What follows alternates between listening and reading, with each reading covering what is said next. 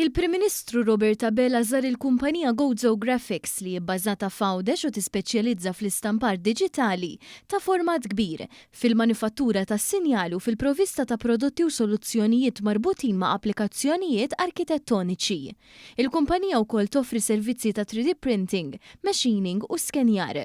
Matul iż-żjara l-Prim Ministru ltaqa' mal-impjegati tal-kumpanija u mat-tim li jmexxi faċilità industrijali msejħa Area 51 bil-għan li tgħin biex startups Maltin ikollhom opportunitajiet daqs l-Ewropej li jaħdmu f'setturi tal-hardware.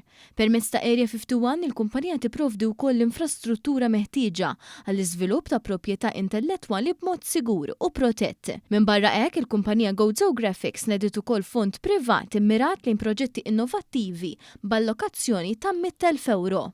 Għanna grant privat ta' 100,000 euro, għajtqassam fuq 16 applikant matul dis-sena, li bażikament jistgħu jibbenefikaw minnhom li l-ewwel passi tagħhom jista' niffandjawhom aħna. U ma noħdux mill-kumpanija, jiġifieri aħna r-return tagħna jkun mill-beħ tal-prodotti, jiġifieri mhux ħanitu shareholders jew ikollna x'naqsmu mal-kumpanija tagħhom. Jiġifieri ikollu l-idea li diħa tibqa' tiegħu, aħna nieħdu ħsieb biss li nagħmlu l-prodott u nikkummerċjalizzawhu. Il-Prim Ministru saħaq li proġetti privati bħal dawn jikkontribwixxu direttament għall-ekonomija aktar diversifikata u b'valur miżjud filwaqt li joħolqu opportunitajiet ġodda għaż-żgħażagħ u l-professjonisti f'Għawdex. Hawn semma l-importanza tal-karriri ta' kwalità li qed ikomplu jinħolqu f'pajjiżna b'inizjattivi li jsaħħu l-kapaċitajiet industrijali u talent lokali.